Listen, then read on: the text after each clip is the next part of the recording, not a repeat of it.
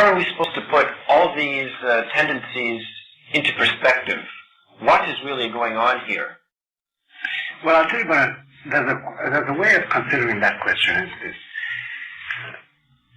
I don't know how many people I've heard say in the last 5 or 10 years to me, where is God?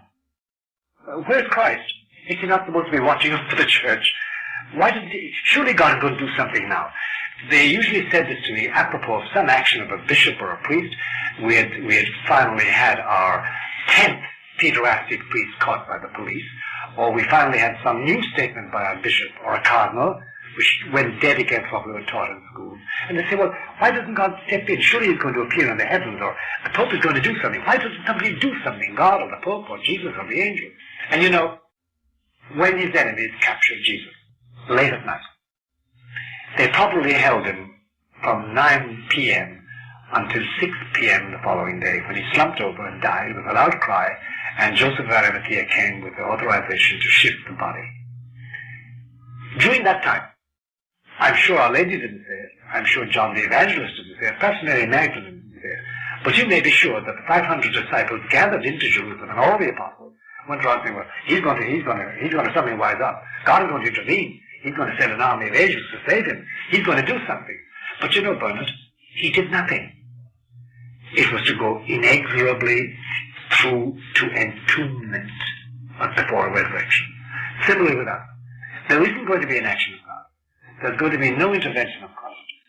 There's going to be no sudden change where everything will be hunky-dory, finally back Catholic as it was. Bernard, it will never be as it was. The church will never be restored as it was. That is dead and gone. We're going to entombment before we get to resurrection. You know, here's the problem. Take yourself back to First Friday, the Good Friday. And the word has come to Our Lady and the women with her and St. John that he's been condemned to die. And they're taking him out to Calvary. Everybody knew where Calvary was. Everybody knew it. Just as we know where Arlington is here in the States. Or you know someplace in Canada, well-known death place. So they rushed out of the house to try and see him. They hadn't seen him for about 2 days. The last time they saw him was in Bethania with Lazarus and Mary and Martha, who used to lie with them at night, cuddling them and holding them and being consoled. Because at that time, just prior to his passion, he was being attacked in the streets of Jerusalem, and he was under great pressure. So they rushed to the street, and they found a vantage point finally in the Via Dolorosa, where they could see the procession coming. Roman soldiers, the people, the priests, and this figure under the crossbeam. He was only carrying a crossbeam. The upright was always permanently on Calvary to receive the crossbeam in a socket. Now Our Lady, she had borne this body. She had seen him from the first moment he was born. She knew every line in that body. She knew all his features. And she had lived with him for all those years of his public life. She knew nothing about him.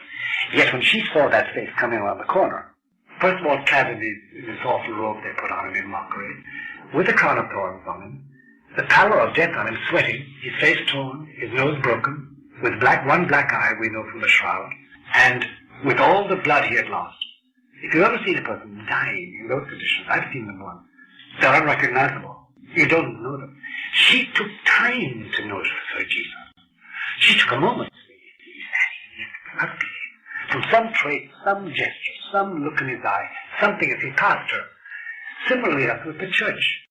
We cannot recognize the Catholic Church today. It is so torn to pieces, so lacerated, so beaten up, so bloodied, so dehumanized or de-divinized. We have to have faith. This faith she had saying, yes, that is our Jesus. And then she went to Calvary to watch him die. We still have to see this being die completely, entombment, and to see the tears of it all. That's what we're facing. And that's what Jesus wills, apparently, to allow. And that's what we're facing into today. Entombment. Gradual entombment of the Catholic ideal. Everywhere.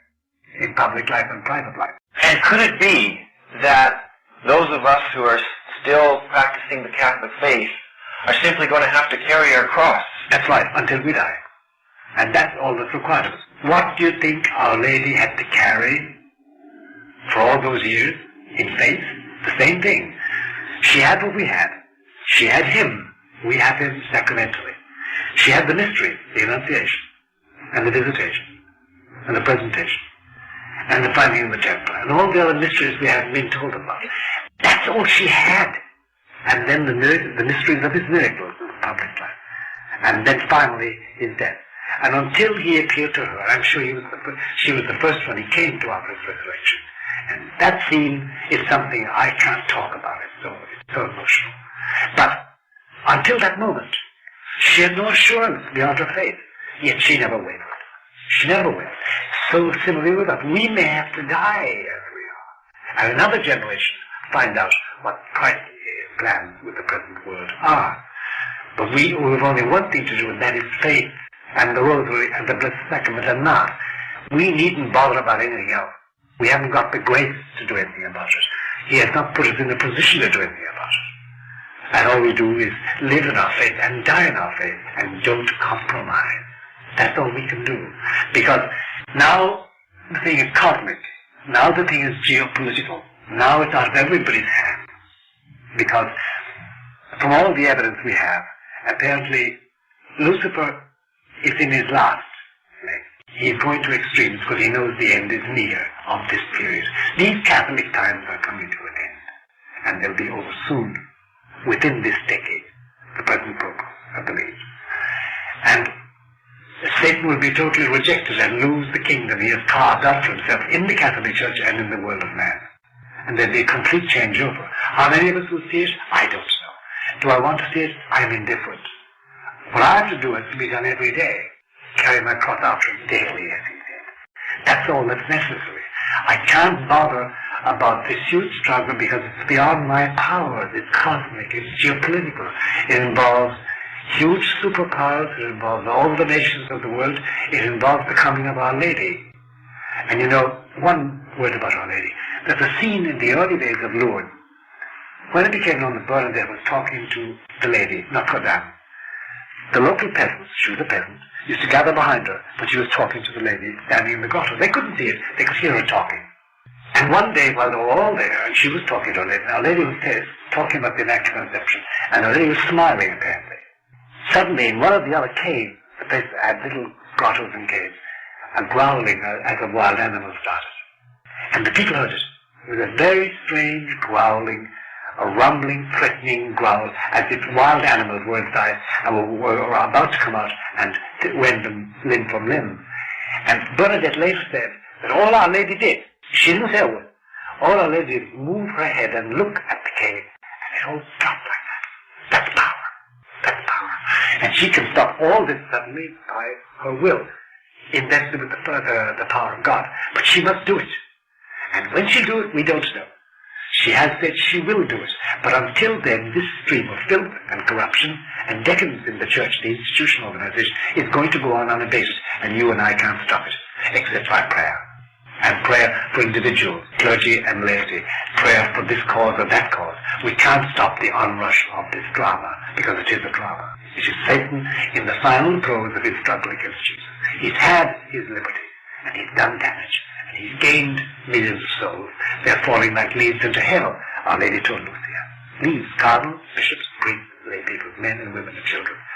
But she will end it all, she said, because he has granted that power to my Immaculate Heart. And of course that is part of the message of Fatima, that she will end it all. That is the message. But we don't know when, we don't know how, and we needn't bother. That's not our job. It's too big for us all. Pity therefore the man in Rome, John Paul II, caught in the engrenage, the mechanism of the superforce, inhabiting his Vatican, faced with the total revolt of his bishops, and the falling away of whole nations in faith, having to sit down with a Mikhail Sergeyevich Gorbachev, knowing that Gorbachev himself is caught in the net of God's providence, and knowing that perhaps he'll return to the faith he had when he was a boy of 10, singing old Slavonic hymns beside his mummy before Holy Communion in the parish church of Privolnaya in southern Russia. Perhaps he won't. Perhaps he'll go to hell with the rest of them who oppose God. And knowing that he's only a puppet that God can break into at any given moment once he's done the work God wants him to do in the recreation of man's devotion to God. Pity him, though, his judgment, the weight, the burden on it. And no wonder from being a fresh-faced, almost leopard-like walking man, walking like a panther, he now is worn, stark-faced. He walks slowly. He's carrying a burden. deep burden. And he has to sit down opposite a pagan like that, who has his little cunning Leninist plot, and who's smiling and smiling, like a villain, as Shakespeare said, and he must pray for him, and must shake hands with him and his wife, and try in some way to leave some drop of grace in him from his words and from the action of Jesus. And still he must know that he himself carries the burden of waiting for Mary, for the right time and the right place. Pity this man. Pity him. He needs prayer. He needs consolation. He needs support. He needs prayer.